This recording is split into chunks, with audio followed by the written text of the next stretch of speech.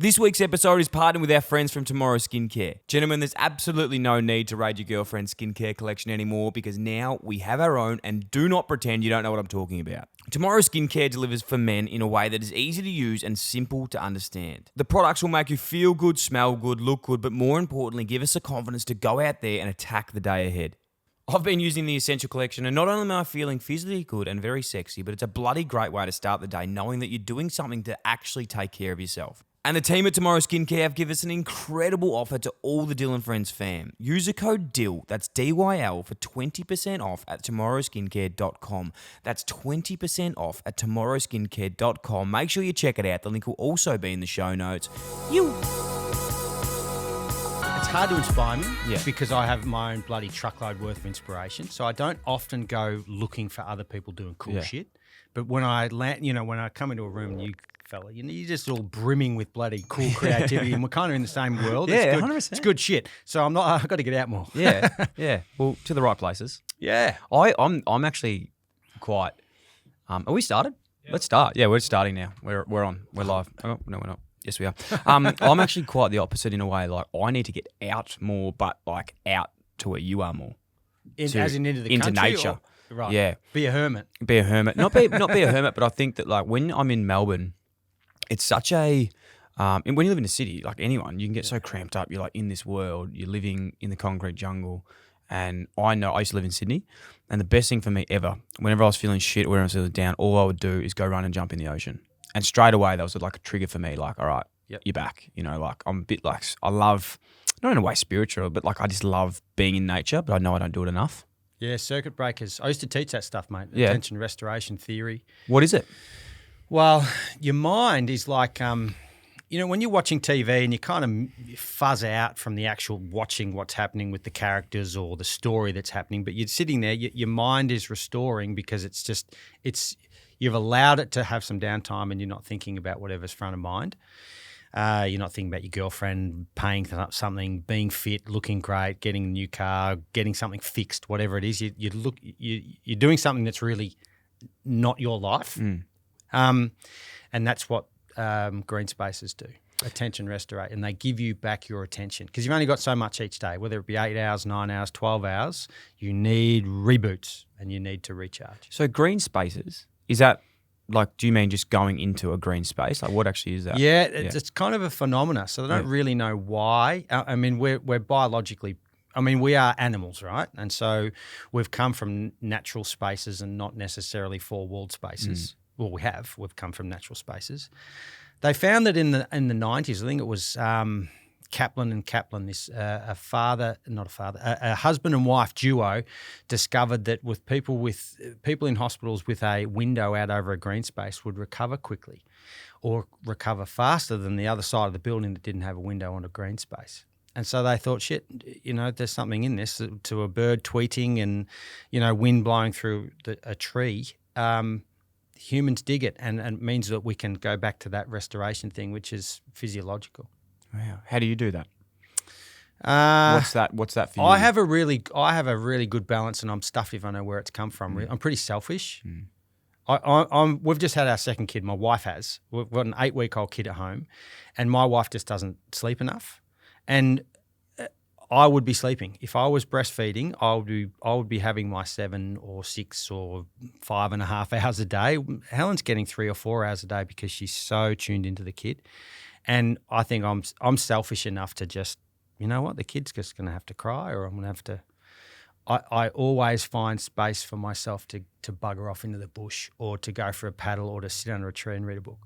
I can relate to that in a way, but I don't think I know my triggers to actually do it for myself. I'm using it in bat. Like probably I can be selfish enough to do things for myself, but I don't know if they're the right things. If that makes sense. Well, neither do I, mate. Yeah. I'm just flying blind. But I know that I have this really good default that I'm self-preserving. Yeah. I know I'm a better kind of dude around others when I'm selfish with my core kind of fundamentals: sleep, good hydration, being challenged. I need to have stuff going on that's pretty engaging. Otherwise, I'm thinking, what the hell is my life point?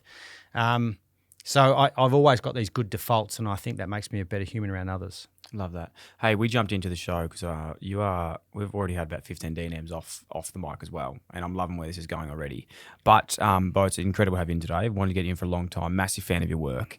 Can you explain to someone who maybe hasn't seen your work before, how would you sum up who you are? I suck at that, Dyl. It's hard. It's the worst question too, man, and I apologise. But no, that's okay. But we have to ask. Yeah, you got to ask it, mate. Otherwise, you're out of a job.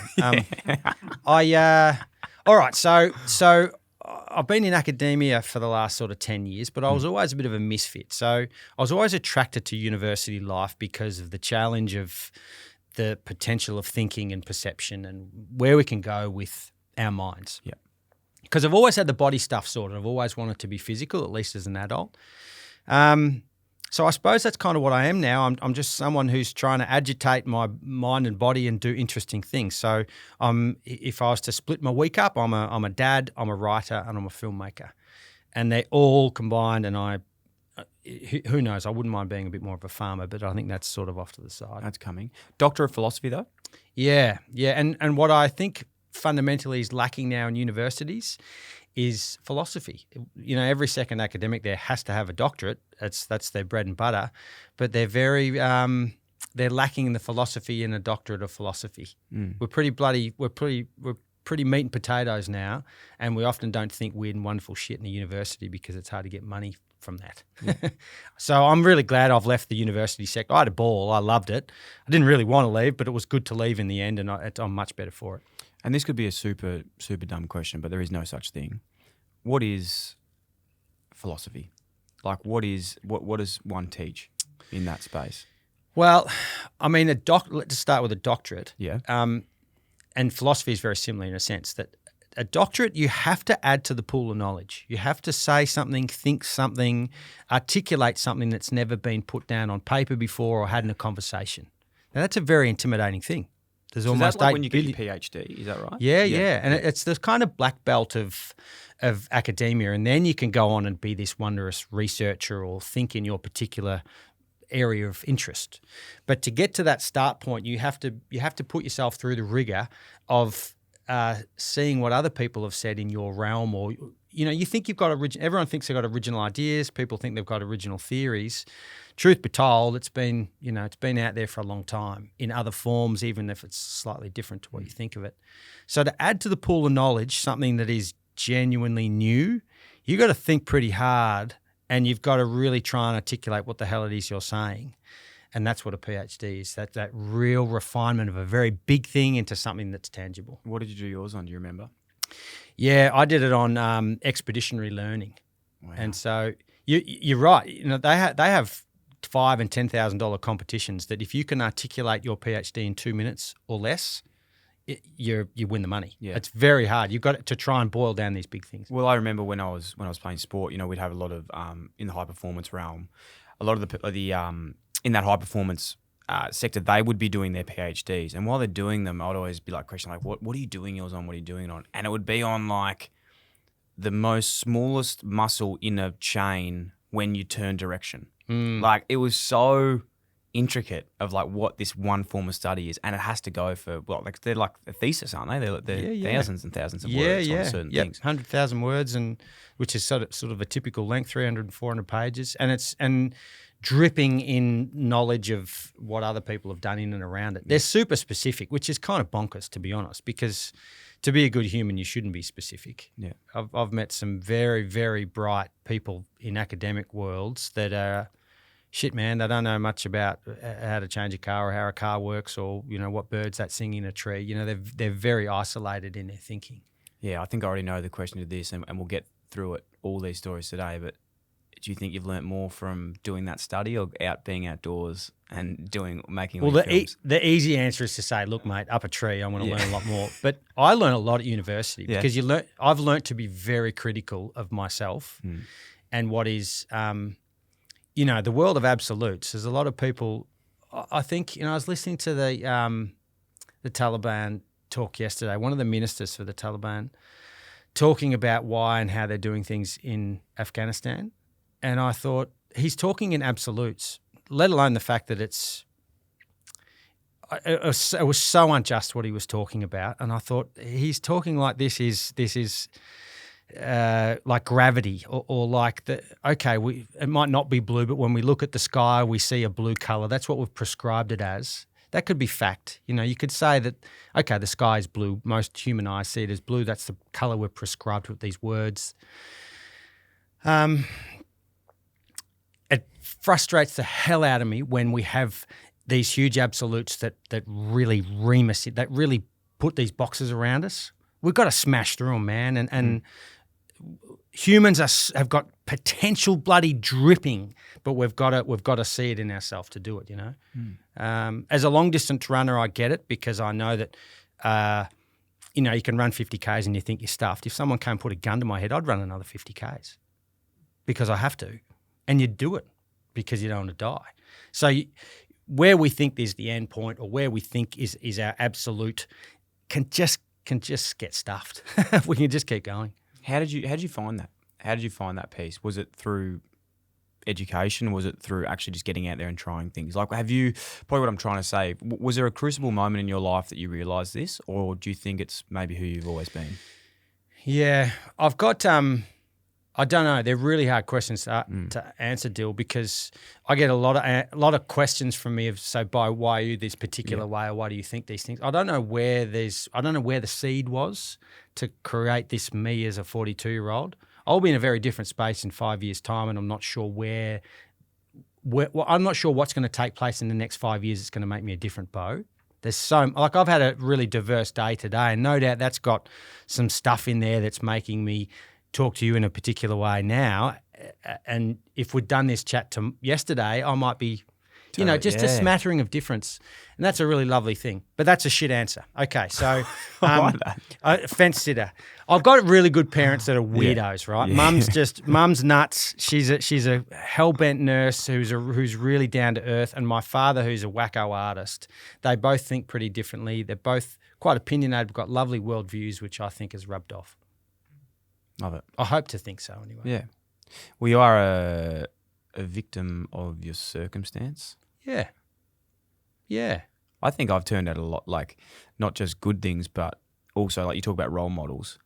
I think we often look at role models as good things. Yep. I think the best role models have been the things you don't want to turn into. Yeah, I think that about my father a lot, who he had a lot of anxiety with his father. Or, there was animosity there on and off throughout their life, even though they were mates. And yet I still saw Dad repeat a fair bit of what his dad did, and yet do very different things to what his dad did too. And now I think about that now as a father, and how am I doing it differently? Yeah, you're right, mate. A good choice has got the same impact on you as a bad choice. And so, they're powerful when you think of it like that. Where did filmmaking come into play? How did that start? I was romanced by the idea, Dyl, when I buggered off to Nepal when I was 19. I took this heavy-ass camera that I borrowed from a friend and went off to hike Nepal and shot, I think it was like 35 minutes of footage, and it was crap. I shot a couple of nice mountains. I shot me in a couple of hero poses, doing the right things. I shot what I thought was the adventurer's story. And what was it, just going to be like a doco of your trip? I don't know, mate. I just thought I'm going to be famous. I'm going to go and shoot this cool, and it was bullshit. I got back and it was just really underwhelming footage, no real story, and it's taken me 20 years since or more to try and figure out how to tell the everyday, and put some flavour to it. Sex it up a bit and be a bit different maybe, because we've all got that potential. But you got to be pretty honest to do that. Yeah, you got to do things that you think and not just think you should do. What you said earlier about like how we think we're not as capable as we are, or we can always go further, and the beauty of the things that are in the most simplest form probably now makes so much sense to me when I watch your videos and your films, because you take things that are so mundane and so that could be so boring or monotonous, and you turn them into the most exciting things. Like, I never thought I'd watch a video of someone walking to work, but it's incredible. Well, I never thought I'd do it either, right? So my 18-year-old self would never think that would be where I'm at as a filmmaker or a storyteller. The And sorry, would you say that's accurate? Yeah, resemblance? totally, mate. Yeah, but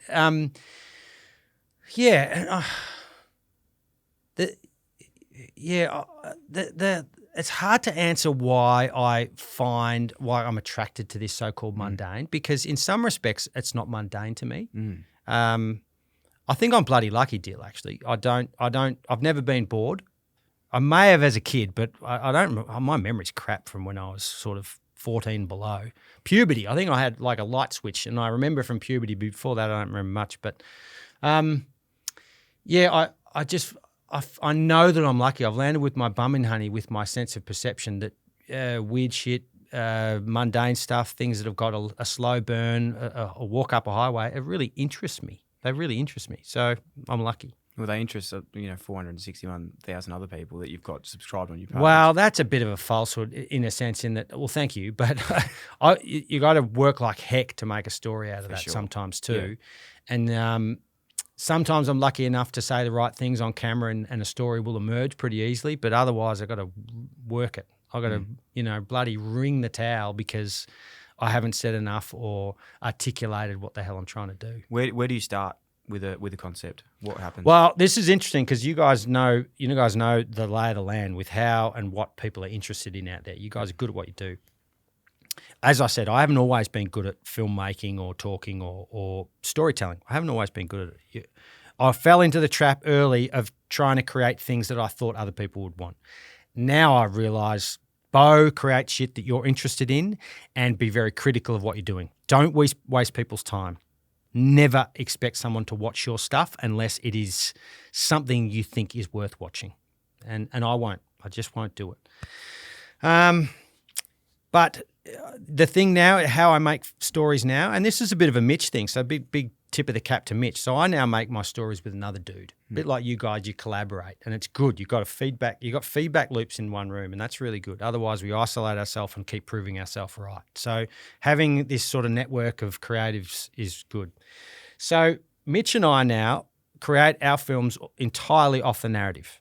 We don't give a stuff about what's a pretty shot, where we've gone, what is hard, what is adventurous, what is sort of porn to the eyeballs. We want people interested in what the hell I've said or whatever someone has said. It all comes to the voice. So we essentially create films without seeing any shots. It's just a voice track. Get a 3, 5, 20-hour voice track, whittle it down. There it is. We had shots. That's crazy. Yeah. I've never heard of that before. No, I don't think many folks do it like that because it takes a friggin' lot of work and you got to trust that there's something in there. When you say your voice tracks as well, that's of stuff you've already shot, but you're listening to it, you're not watching it? Yeah, so what we used to just shoot with different cameras and would lav up at different times. So you'd turn, okay, Beau, you got something to say, let's push record. Now I've got a lav mic on the entire time. So nothing is, so and what I do is when I know I'm on a shoot, my internal monologue becomes an external monologue. I say what I think. So out it comes, and it's a bloody nightmare to edit sometimes because there's a lot of shit you got to wade through, and you got to be good editors. And luckily, Mitch is a wonderful editor. So between him and I, me realizing what I think is my most authentic self, and then Mitch, what appeals to him as a second watcher, boom, that's a good combo. Mm. Yeah, I like that. It's also always good to have 2 points because as you as a host in it per se of that film, if you're anything like me, you nearly cut out everything without having someone else's eyes. Like you get so, you critique yourself so hard that you end up taking out all the shit that probably makes the show. Yeah, that's right. And that's right. You forget what makes you sometimes. Yeah. And you get a bit over yourself. Yeah, shit, man. After I come home on some projects, and I don't know. Be interesting to see what you think of this, but when you've gone and lived your life, a really intense, let's say my 220K run last year, you come home after 4 days, your body's wrecked, your mind is so full, you're brimful of all sorts of amazing things. And then you got to go into an edit suite for a couple of weeks and relive it and relive it and relive it again, which makes for a great story. But man, you sick yourself after that 2 weeks. You think, shit, how much of me can I take? How do you deal with that, mate? Because you'll go back and listen to this and you'll position it in a particular way. And I actually don't. I never listen back. Oh, that's good. I never do. And I think for so long, even when I was playing footy, I'd never watch myself ever because I just hated it. And I think there's a good in it, but there's a bad in it. One is, you need to be honest, you need to watch and you need to do it. But Yeah. I don't, even if I played well, I wouldn't do it. And even if I played bad, I wouldn't. I just don't like. And you can't, probably knew anyway. I hate this in a way. I'm still trying to work out what my theory is on life. I really don't know because I don't want to be relying on people liking the show. But what I do know is if I enjoyed the chat in the moment, I don't want to go back and listen to it because then it might change what I thought later. So it's really hard. And for this, we sort of find that it's just long form conversation. And I want it to be in its truest form, which is 90% of the time what we do, unless there's a part where someone fucks up and you say something you don't want to take out. But that's more on the guests than on me. I'm keen to leave the fuck ups in, and I love that authenticity. I'm not a trained media personality. I'd say words wrong. I put the wrong words in sentences, but that's why I love your stuff, is because taking back to the kayaking to work video, and the whole time I watched it, I was so uncomfortable. I was like, fucking hell, you think you're going to be kayaking to work, you're in water, but realistically, you're just literally walking through prickle bushes the whole time. Like, it wasn't sexy, it wasn't glamorous, but that was actually why it was so good. So I hope that when people listen to me, they go, fuck, that is just generally people just chatting. And there's no editing, there's no makeup on it. Well, we're in an era, right? So humans have been doing our human thing now for, tens of thousands of years. We're wandering around having these conversations, being communicators with each other. And it's really only been this one generation where we have the ability to go back and in time and watch it again and freeze frame you when you've gone through specky. And, we're all bloody narcissists now because we've got the ability to, because we've got a phone in our pocket. It's remarkable.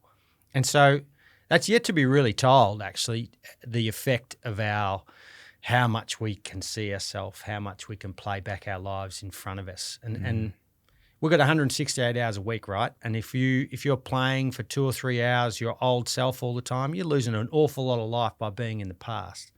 So it's good that you don't watch your stuff back, mate. You just move on to the next conversation.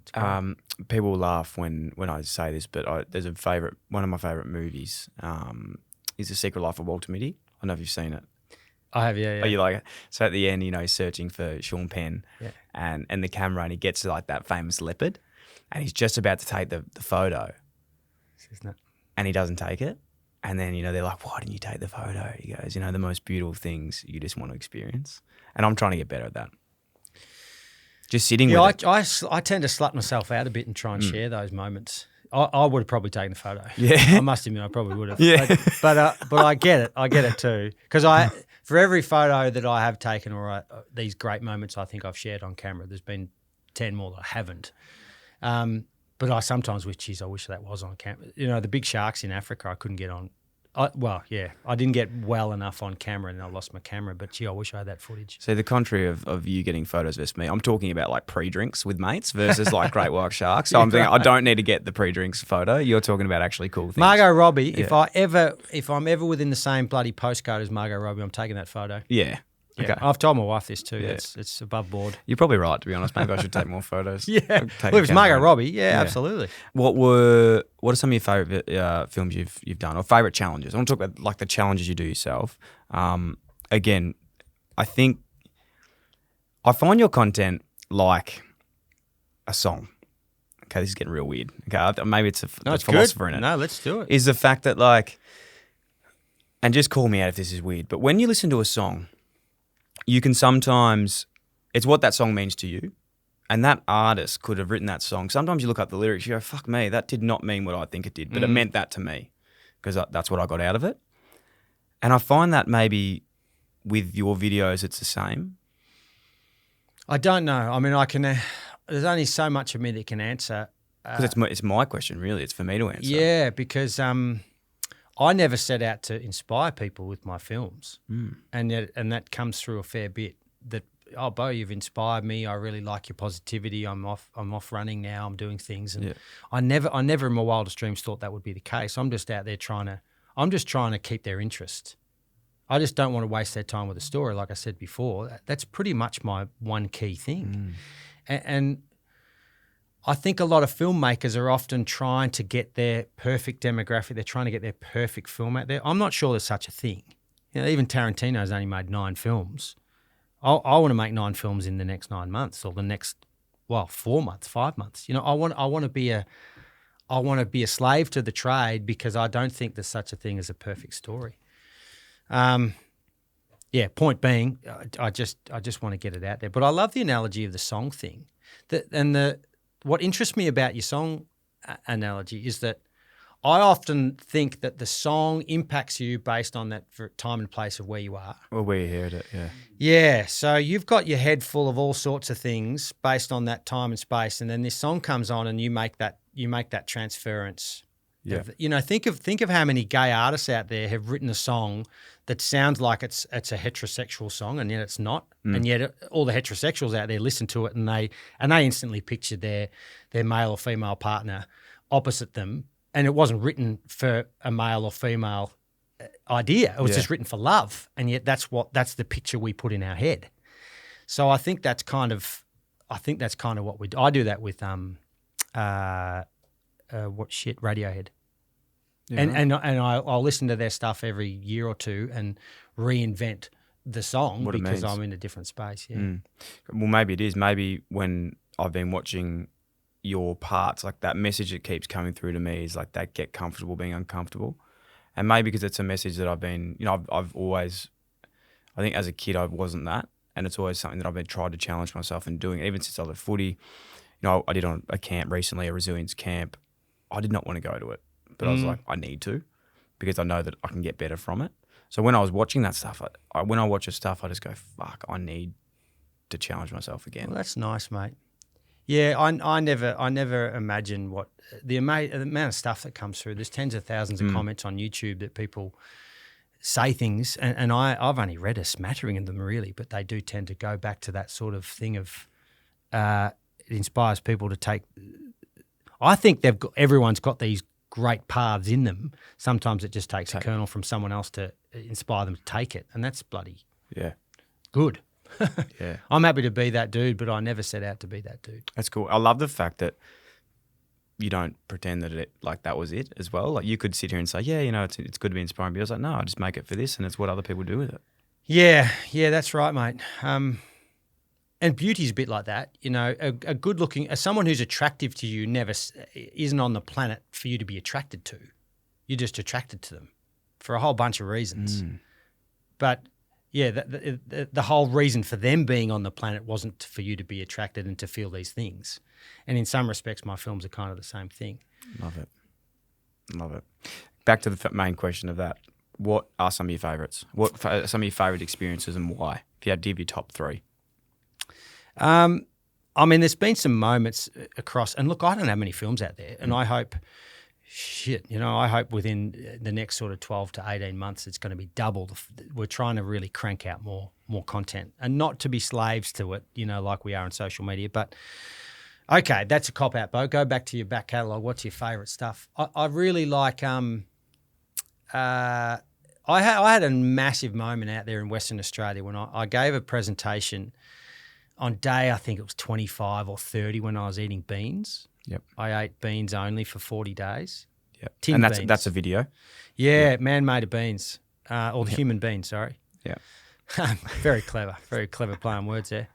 But yeah, I genuinely, on day 23, mate, I was driving back from Busselton back to Perth Airport. I was doing this talk in too compressed a time, and my humour had totally vacated me. I was the most bloody horror. I was a really boring human that I wouldn't want to sit next to and have a conversation with. I was shit. I wasn't a very good human. I was subhuman because I was on this sort of mono diet.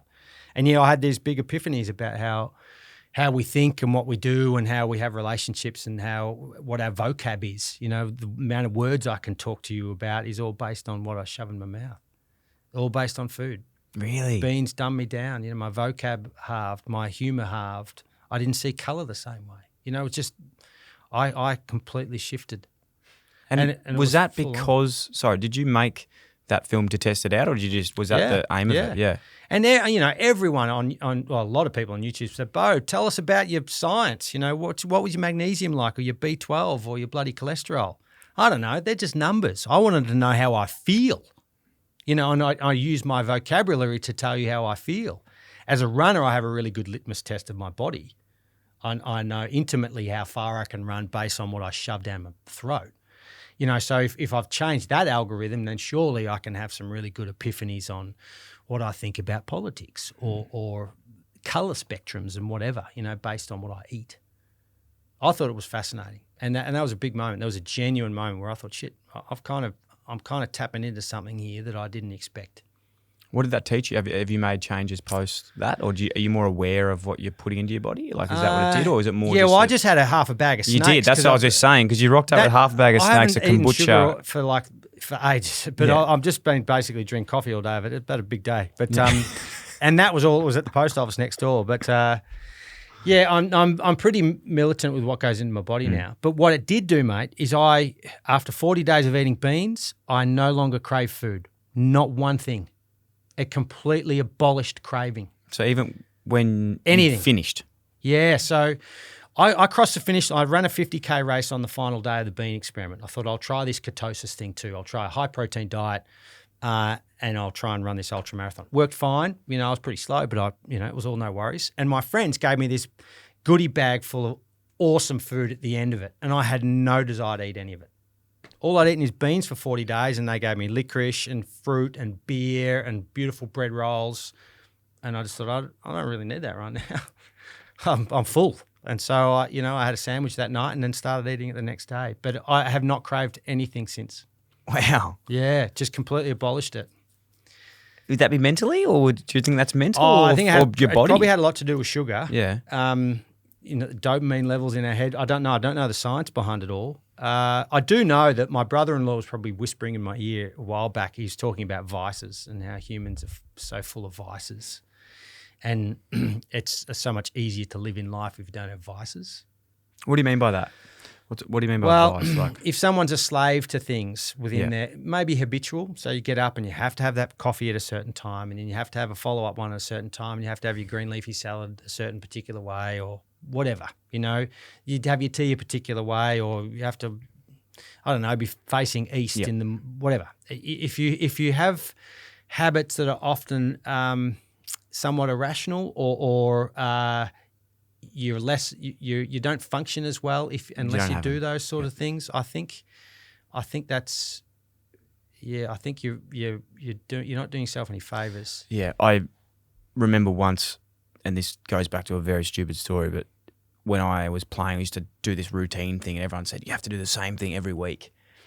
And I got to the stage where I was like, fuck, I can't keep this up. Like, if I don't have this pasta again or something happens, it'll ruin me. Yeah. So I ended up, my routine now for things is like never to do the same thing in a row. Yep. Because it's a lot easier as long to as do that doesn't become a vice. Exactly. Because the flip side of it can be as well. You go into that as well. So I totally dig. Look, watch Nadal and his routines, and I'm fascinated by that stuff because I'm very warm to Nadal. I think he's a cool dude and he's a bloody incredible athlete. So I think, right, shit, he's probably onto something that I haven't tapped into yet. That kind of mechanism and that routine. And so I totally dig it. But I'm probably scared of it because I want to do different stuff. Yeah. The Nadal one's really interesting. We had a lady on, Mary Spillane, who's a clinical psychologist, early in the year, who was fascinating. She specializes in OCD.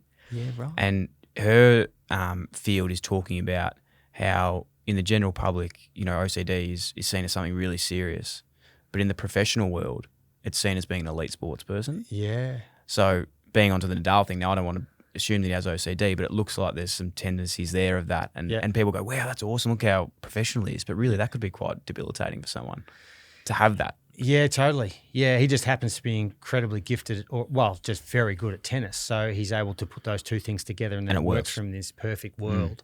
That's a really good point, actually. Yeah.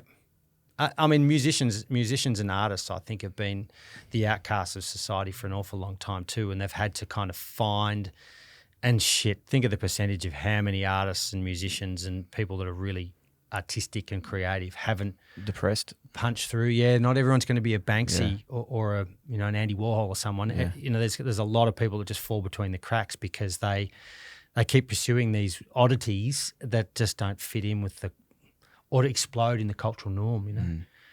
It's cruel. It is cruel. Feeling good, smelling good, looking good, and being confident is all what we're about here at Dyl Friends, and the same goes for Tomorrow Skincare. All right, gents, let's be honest. Honestly, let's be honest. How many times have you sat down with your significant other and been forced through a nice facial or skincare routine and pretend you hated it, when really you loved every minute of it? Not going to lie, I'm very, very guilty of this. So before adapting my own skincare routine, I was constantly rating Juzz's collection, but now, fellas, we do not have to do that with Tomorrow Skincare's Essential Kit. The Essential Kit is so easy to use, it's designed for men and easy to understand. Firstly, we start with a cleanse to clean our skin. Secondly, onto the toner for an even deeper clean and tighten our pores. Next, the magic sauce, the serum for all the good vitamins our skin needs. And lastly, the moisturiser to hydrate and make us feel like the confident young chaps we are. The times have changed, gentlemen, and looking after ourselves is essential. Not only is this a physical process, but mentally you feel great knowing you're starting your day doing something for yourself. Having a good skincare routine really does give me the confidence to go out there and attack the day head on. So fam, head to tomorrowskincare.com and check out the Essential Kit and use the code DIL for 20% off. That is huge, 20% off at tomorrowskincare.com. The link will also be in the show notes. What are you waiting for? Let's go. Second favourite vid. Look, Run the Line is very pretty, and it was really fun too. It was bloody fun. Like, it was a great day out. I totally kicked my own ass too. I stupidly wore what I thought looked like a 1950s train driver, and I took pasta, which was barely in Australia in 1950, by the way, either. But I thought, I'm not. Well, which one's Run the Line? Give us context of Run that. the Line. I ran an old railway line that used to go from Warragul to Newgee, which is basically my entire life. So where I was a boy, where I now live, there's an old railway line running through the hills there. And it closed down in 1958. And it's been, you know, sold off, and there's some little bits in reserve, and you can see where the line is in some bits. But so I retraced this 43-kilometre train line through people's backyards and through farms, and mostly illegal. The police were fantastic. I thought I was nabbed at the 10K mark, and I just said to the guys, I said, look, I'm just running the old Vic track easement, which is true, totally true, but it sounded like it's probably still a bit of government land in there, which was only a little bit true. And they said, oh, right, well, you don't seem too crazy, on your way then. And off I went. Anyway, the film's called Run the Line. It's been my only ever film that cracked Banff, which is, you know, a big film festival overseas. Oh, yeah. Because it's just very pretty, it's beautifully shot, and really positive, really, really good fun. Love it. Okay. Yeah, so I had a ball that day. What about the most challenging experiences you've taken to? You spoke about the beans one, then like going to a place where your body was just screaming. Well, that too. That was the hardest film I've ever had to make. Mitch and I. Yeah. Because I shot 80% of it. Yeah, the human being. Yeah. Because it was just me eating tins of beans for 40 days and doing whatever else I did. I just self-shot it for 40 days. Because I didn't go anywhere. So that was very much a film of I had to make it up. It was very voiceover heavy, very internal monologue heavy, because all I'm doing is just chomping on beans the whole time and going for the odd run and being boring at work. And, you know, I wasn't the peppy kind of Beau that's going to say loose shit, because I didn't have the energy to. I didn't have the right mechanisms. So that was a really hard film to make, and I didn't go anywhere. So I don't know why I'm telling you about that one, because it's not a particular favourite. It was just hard work. Challenging. Shit. Hiking across the Bass Strait, that one scares the fuck out of me. Yeah, well, that's I think that's a classic hero's tale that's a storm in a teacup, in that Everest, you know, is quite an easy mountain. It's hard because it's bloody high, and I don't take anything away from Everest mountaineers, but I do know, you know, as a kayaker that's been out in bad days, you're kind of silly to go out in bad days in a sea kayak, because you just like going up Everest when it's shit weather. Bass Strait is a piece of cake, mate. I could train you up in 3 weeks to do it. You just got to do it in good weather. You got to read the weather, and you got to maybe do it with a good mentor or do it with a good kayak. And yeah, you got to do some Ks and get your pedigree up. But otherwise, the rest is, you know. How was the weather? Magic. Well, yeah, we got stuck on Deal Island for 8 days because the weather went to shit. But that's the whole point. You just hold out. Yeah. Have you ever had any bad experiences at sea? Yeah, because that's my biggest fear. So the start of my book and my PhD is based on day 62 when I paddled from Mozambique to Cape Town. The African. Yeah. And, what happened? So I'm paddling. This is solo at this stage. So I the first 4 weeks I paddled with a Kiwi bloke, Jared Sharples, great guy, and he's a sailor too. So he read the sea better than me. You know, I'd been kayaking enough, and I knew my way around a kayak, but he was really good, and he was real salty. Bloody good having him, right? So for 4 weeks, him and I paddle, I don't know, 600 or 700 k south from Mozambique. Then he gets malaria, he gets shipped out, and I continue by myself towards Durban. So I've been alone for 2 or 3 weeks by this stage, and I'm getting into the groove of being alone, which I really enjoy. Love the solo travel. The rule of thumb was if I can leave the beach, if I can get through the shore break, because that classic Mozambique channel is just shore break, shore break, shore break. You know, it's bloody 2-3 foot flopping waves, but then it's this glorious blue out the back. But you just got to be able to get to it. If I could get to it, I'm going to paddle. So this one day I get slammed, you know, so I get spat out of my cockpit. I can't get through the shore break. A couple of times I finally get out. I had 3 attempts. I'd even said to myself, if you can get out on the third one, go. If you don't, you're going to sit it out, mate. Out I go, and anyway, cut a long story short, a big bloody rogue wave, 5-6 k's offshore, comes steaming in from the left, and you've got your 10 or 12 seconds to make a decision. Do you put your nose into it and try and get up over, or do you try and race it? Do you head towards land? And I had that moment. I put my nose to it, and over I went, and just got over. But it was a void your bowels, void your pissing, you're shaking. You know that if you fuck it up, you're fucked. How big was it? 5-6 meters. A big wave in the middle of nowhere, out on a big reef. So I wouldn't have died. I don't think I would have died with the wave. It would have popped up like a cork, I'm sure. But my stuff would have been everywhere, and I'm 6 or 7 k from shore on a day that's getting worse in terms of its sea state. Full on sharks everywhere. If I'd survived that, to get to land at that stage, yeah, mate, you're in for a flogging, I reckon. So I knew that in that 5 or 8 seconds, or 10 seconds, I had to make a decision. Go for it. I'm staring down the barrel of living or not, and yeah, it was a genuine moment. When you're 6 or 7 k's offshore in the middle of the ocean, things like that can arise. There's sharks, whales, everything. There's nature just doing its thing. How do you keep yourself on task? Like, is there fear there? Do you have fear? Are you Absolutely. anxious? No, Yeah. I've got a really good fear threshold, and that's why I do stuff too. I want to kind of feel those thresholds, and yet I'm not a hell man. There's people doing way more hardcore stuff than me out there. I think sometimes they push it a bit. A few weeks before that moment, day 62 in Africa, Andrew McCauley had died within sight of New Zealand. You know, he paddled a traditional sea kayak from northern New South Wales over to New Zealand. Yeah. Got within sight of it. He took a photo of it. You could see the mountains of New Zealand. He was delirious by then and got tossed over by a wave and was never found again. And I was told live on radio. I was doing ABC interviews every week. And so I was totally bummed out that, you know, this really good dude, young family, just pushed it too hard. I think that's selfish as a hard, but I just think he went too much, and I don't want to do that. I don't want to die. Dying's bullshit, mate. I'd rather just have some misadventures here and there, but where I have at least some touchstones where I've got some outs. What scares you? Death is a big one, but I don't want to get too much into that. But I'm in my half-life now, right? So I think the oldest person in the Tour de France is about in my age, 40, 41, 42. I kind of like the fact that I'm still just hanging on by the my back legs into the physicality of myself, but I know that those days are really limited. So I want to keep using my body as much as possible. But I'm scared of lots of things, mate. But it's mostly age. And not appreciating things while they're here, I suppose.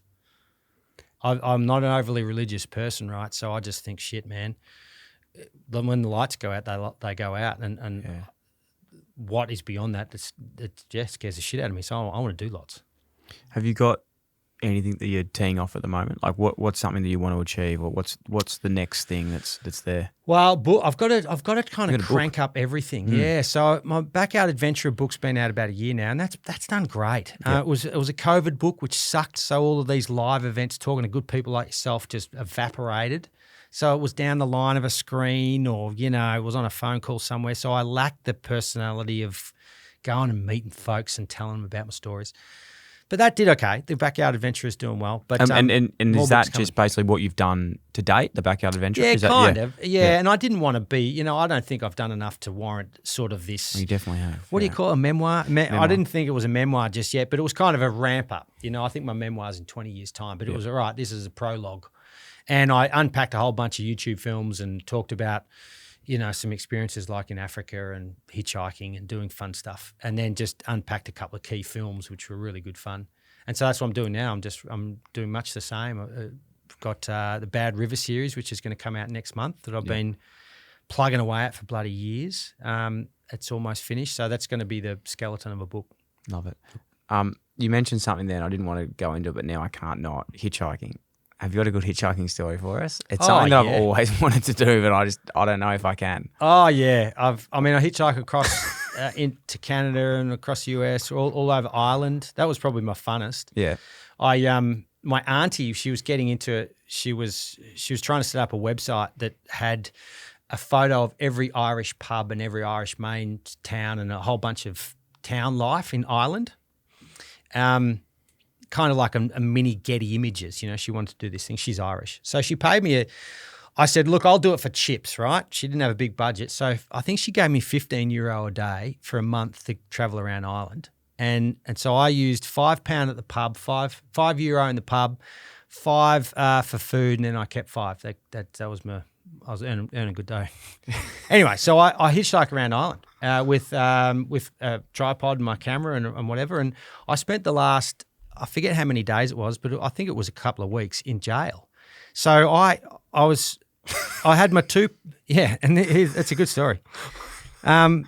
So I'm in the pub and in walks this bloke, and I reckon he's a detective. I've bloody pegged him, right?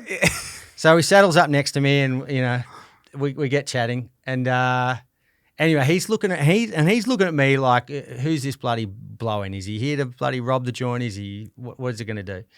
Because I've been sleeping in trains and I've been sleeping behind the bushes of pubs and I've been just sleeping wherever the frig I could, right? I never paid for accommodation. It's a waste of money. Anyway, we have a couple of pints, and I think I had 3 pints, and that was, so I'd busted my budget for the day. And at the end of the conversation, he says, look, I'm a detective. I bloody knew it, mate. There's no one in the clink tonight. Do you want to just sleep in the police cell? Oh. And I said, chef, hell yeah, I do.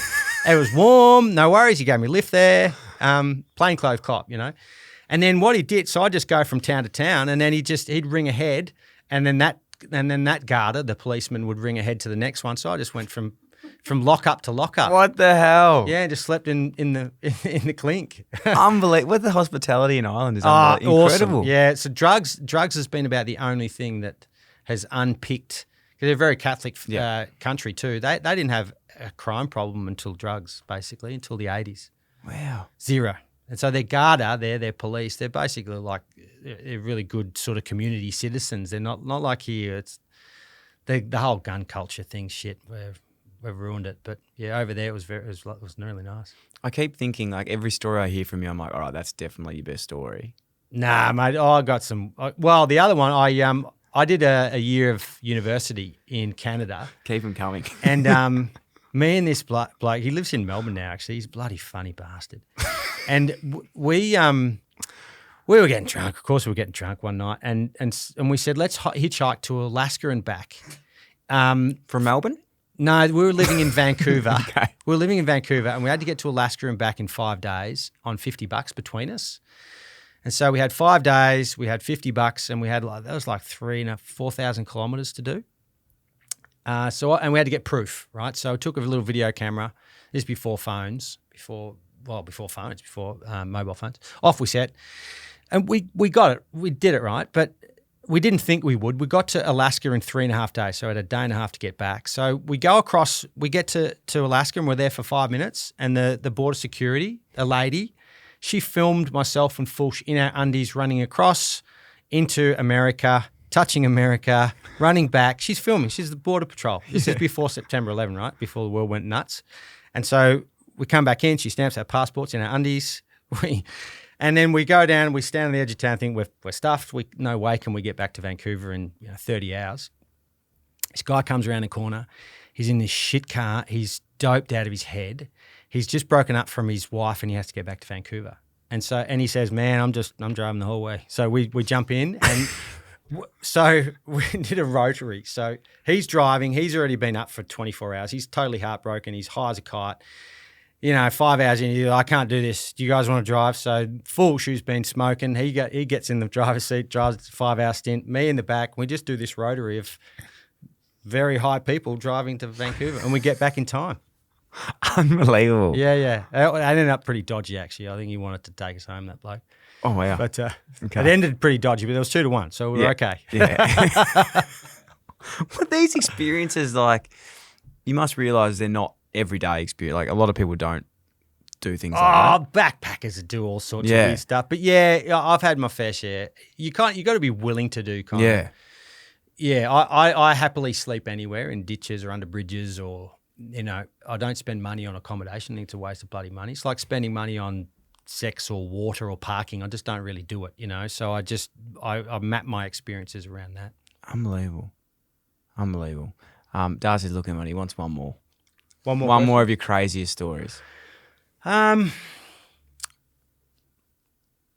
Yes, I mean, where do you start? Well, I'll give you one more little hitchhiking story. I'll see. They can be long. They can be as long as you like. I'll see how my Irish accent goes because sometimes it's okay and sometimes it's horrible. But I was hitchhiking this same Irish hitchhiking, and there's 26 counties in Ireland, and I was on my 20th, so I'm thinking, I might get all 26 counties. I was essentially doing one county a day for a month. And I've got my tripod with me and my backpack. And my tripod, I suppose, would look like golf clubs to someone who thinks you're maybe hitchhiking around Ireland playing golf. Got them there, and this guy pulls in. I'm on the edge of town. Flings open his door. Get in. Fucking get in. He's swearing. And I get in. Thanks, mate. Yeah, just going to the next town. No worries. And off he goes. So you're playing some golf, mate? You're playing a bit of golf? I said, no, it's actually a tripod. I'm here taking photos of Ireland. I tell him the whole spiel. And nothing. We hear nothing. And it's just a 5-minute trip to the next town. And we get into town and he pulls into the main street and opens the door. I open the door. He said, well, enjoy your fucking golf. Off I get. And I just thought it was a lovely little story. That he didn't listen. He didn't give a shit. But I thought, yeah. And then I've often thought, wouldn't it be great to create a tripod that is a pull-apart 3 golf clubs? I've always thought that too. Wow. And then I could do exactly that based on that little story. I go and play a round of golf with my tripod based on what this guy thought I was doing. That's fantastic. Just lastly on the hitchhikers, because I am so fascinated on this. It's not illegal, by the way. It's not illegal? No, a lot of people think it is. Really? Yeah. There you go. Well, the 2-part question then. Have you ever picked anyone up? And secondly, probably the weirdest conversation you've ever had with anyone in a car? In a car, like hitchhiking? Like someone that's picked you up or you've picked them up. Have you just ever met someone you're like, oh, probably shouldn't have got in this one? Hitchhiker's law is that if you hitchhike, you bloody pick up a hitchhiker. Yep. But there are still some laws to it. As a hitchhiker, you've got to give them somewhere to pull over. So you can't just be on Stand on the side of the road, yeah. No, well, you've got to be on an on or off ramp or somewhere where they can pull over safely. Yep. If you're doing it on a massive bit of highway and it's just 100, and you're expecting them to come over onto a dodgy bit of shoulder, you're an arsehole. Give them somewhere to pull over. So there's a rule to it. Always smile, always be happy. Don't look like you're an axe murderer. I think that's just, why would you do that? Yep. Give a sign if you can. So give them some help where you want to go. But yeah, so there's a few rules to hitchhiking, and the double thing is always if there's multiple people hitchhiking, that's sometimes tricky as well. I must admit, I've never picked up a single female. That scares me. I just don't. I don't want to go down that. I don't want to be in that situation. Same with students. Maybe it's from I'm an ex-teacher, So I never want to be in the same room isolated with a female. It's just doesn't bode well. So whereas I'm always expecting not a female to pick me up, but always expecting another single male to pick me up. Where were we going with this? What was I telling you? No, that is exactly where we're going. But the one was weirdest experience. Well, on the way to Alaska, Fulsh and I got picked up just out of Kamloops, I think it was, on the way by a couple. Now, whenever a car passes you and doesn't pick you up, but then you see that car 10 minutes later, they've doubled back around to come and get us. You think they've probably got an agenda. But we were desperate. This was late at night, which we were past the threshold of when we should have been going back to Vancouver. So this same car, which we'd recognised, came back and doubled back and got us. And they were real nice. And then we jumped in the car. And within 10 minutes, they start to propose this place they've got. They'd like to take us back to this place, and they start to massage this story. Oh, we're going to go back and feed the dogs or something, and yada yada. And it just got dodgier and dodgier and dodgier and in the end, they just said, "No, look, we'd like to take you back where swingers. Would like to have our way with you." Oh, so and I was thinking murder as well. To be honest, nah, it's mostly sex based. Yeah. So we just said no, and we had to be really firm. We want to get out now, and we got. They were quite cross. They thought we'd be up for it. I don't know, but we just had to get out in the middle of bloody nowhere and sleep under some trees and off this secondary highway and make our way back. Added on some Ks, but you can think of I've had some wonderful hitchhiking experiences, but they're not necessarily just the conversations. They're really bloody genuine. Sometimes you don't talk.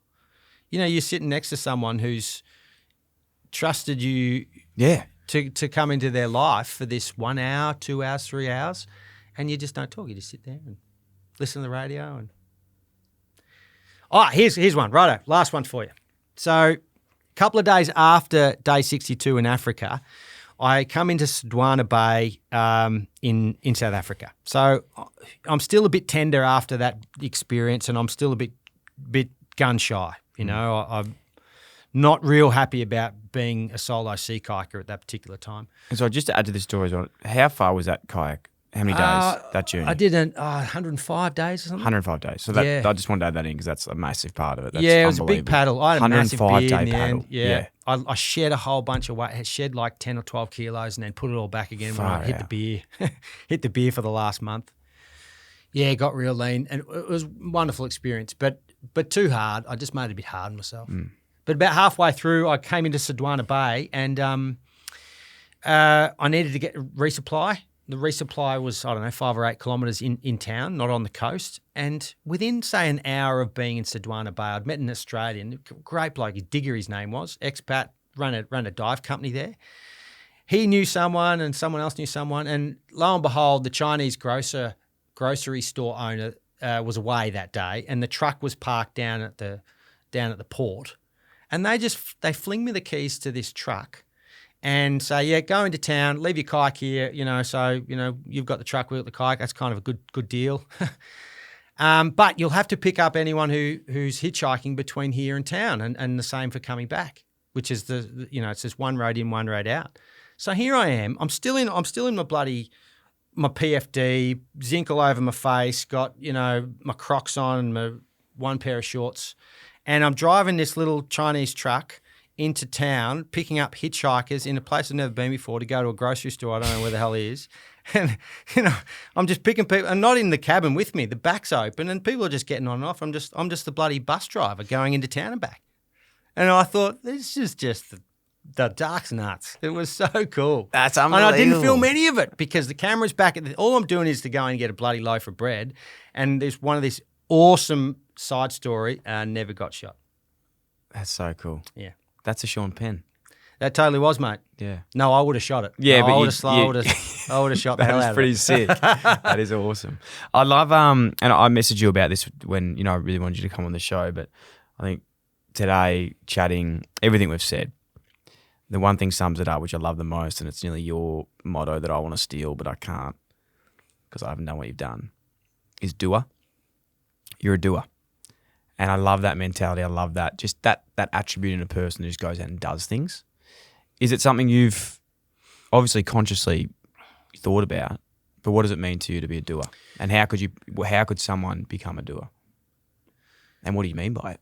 Well, I'm constantly busy and not in a bad way. A lot of people that are into Zen and into this pseudo form of balance, they say you need to have these downtimes. Well, I don't believe in that. I think that's bullshit. I like being busy constantly. And sometimes that busyness is very metronomic, as in, like, I love splitting wood. I love hand slashing. You know, I slash my little 5-acre property. I don't use Roundup. I just take a slasher. Yeah, right. Yeah, and it's bloody good physical work. I've never been to a gym in my life, but I've never had a bad job in my life either because I just like doing stuff. I just like being busy. The trick is to be happy to do those things because they supplement maybe some of the more exotic things like going for big runs or having adventures or writing books, these things that have big purpose, ambition, bang for buck. I love filling in the gaps with things like slashing and chopping wood and walking slowly around the block with my daughter or whatever. Being domesticated, I quite like it. And so I just like being bloody busy. It's very satisfying and it gives me wonderful balance. And I don't question the big stuff or the small stuff anymore because I know they're a really good they're a handheld partnership. It's bloody good. But in terms of you've got to be happy with. I remember I worked in radio for a while, and I remember this great guy I worked with. He said, "I want to earn the maximum amount of money doing the least amount possible." And I thought about that. I thought, really? You want to work, say, 10, 20 hours a week, get your $100,000 and then just watch sport the rest of the time, which you wanted to do? I couldn't stand that, you know. And this whole idea of retirement and superannuation kind of pisses me off that I'm forced into doing this thing where at 70 or 72, bing, you're no longer contributing to the world anymore. You've got to sit on your ass and go and be a retiree. Bullshit. I want to work until I'm dead. And I want to contribute to the world until I fall off the perch. And that's my mantra. Don't know where it's come from, but that's my thing. I think a lot of people would want to be like that. What advice could you give to someone to be more like that? And where do you think maybe we go wrong? Well, I have the great, me calling my book The Backyard Adventure is kind of bullshit. That's lucky white boy saying that. I know that I'm now the backyard adventurer getting this great feedback from my home turf because I've been to 50 or 80 countries and lived out of a backpack for 10 or 15 years. I saw shit tons. I went and saw lots of nooks and crannies of the world and had this wonderful wide breadth of experiences. Now I can come back and try and replicate this kind of thing in my own home turf. Now, if you haven't done that, then maybe my concept is flawed. So, my advice for people that maybe haven't had that wonderful luxury of going and traveling the world is that, maybe try and do it. And there's lots of great ways you can do that, and you don't have to spend a lot of money and be overly educated or any of that. You just got to go and work and be good to people and good to yourself. And I don't know, but fundamentally, Dyl, I have no idea why I don't mind some mundane things and to fill in the gaps and take pleasure with domestic tasks. And I don't mind doing the dishes. I don't want to earn more money so that I can pay someone to do my dishes. It's just not in my wheelhouse. I want to do my bloody dishes, man, because I made them dirty. And I think that's a really good life, but I'm not sure why I think that. I like that.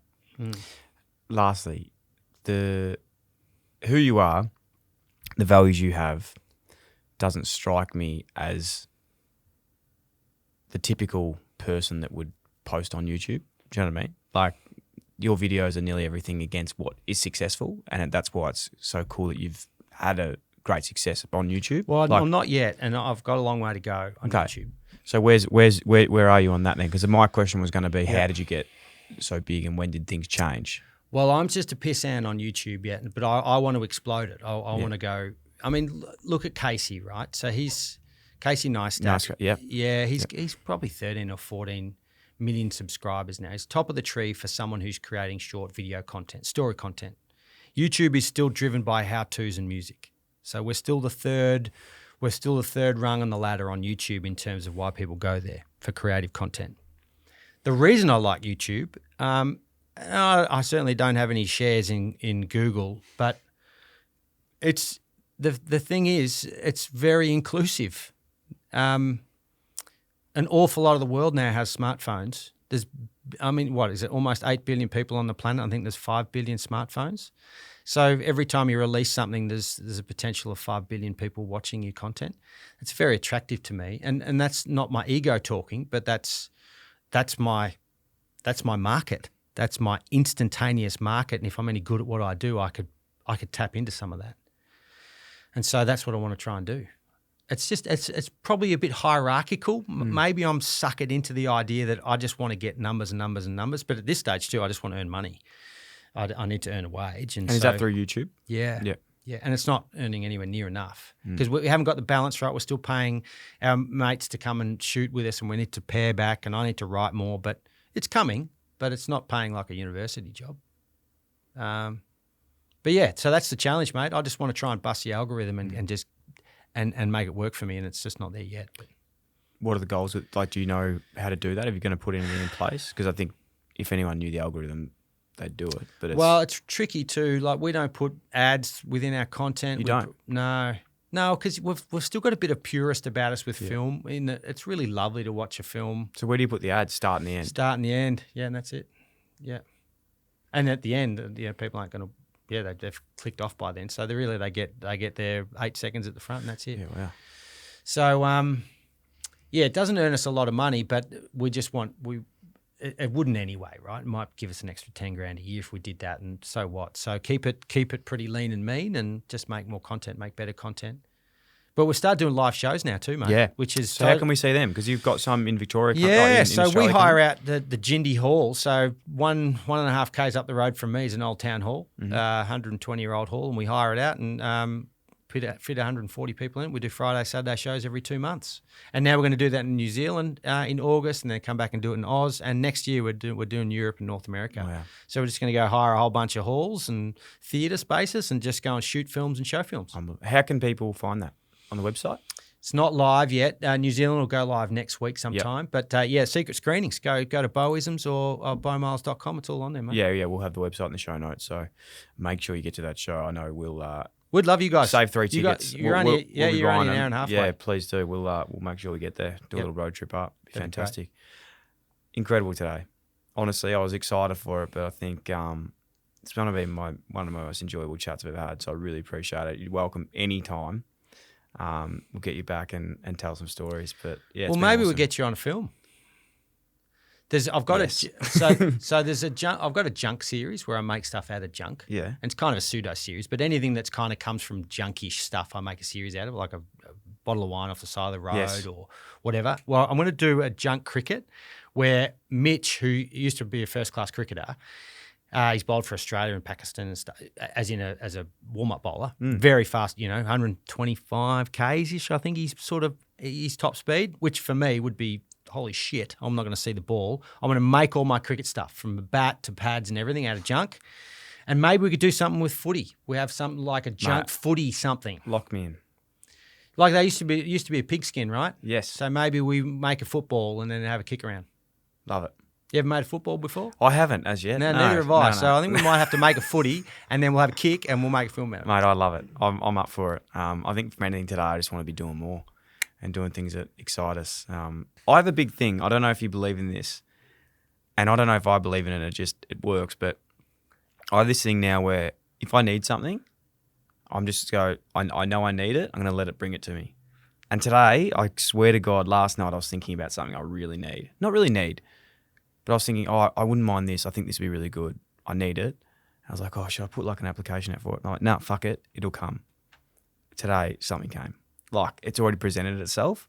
So I don't know if it's a power of the universe or more just being more present and identifying things that are around you that might have already been there. Yeah, well, that's what luck is, right? A lot of people... I'm very lucky. Yeah, well, no, you're not. I know. What you do is you just do a lot of things. Yeah. So it's a ratio thing. So you do 12 things and then luck comes to 2 of them. If you only did 4 things, then you're only going to get luck every 4th day. So it's a rational form of numbers, and that's what luck is. You just do a lot of stuff, and things are going to fall in your lap because you've done a lot of stuff. Love it. get you back, mate. Thanks so much. Thanks for having me, Dyl. Been great. And we'll have all your content in there, mate. So if anyone's listening, please jump on, get there, and I can't wait to see what you do in the next 12 months. And I can't wait to make that. football with you. I can't I just wait thought for that too. That's a bloody good idea. We're going to do it out of a bladder of some sort of animal. Love it. Thanks so much, mate. Thanks, Dyl. Cheers.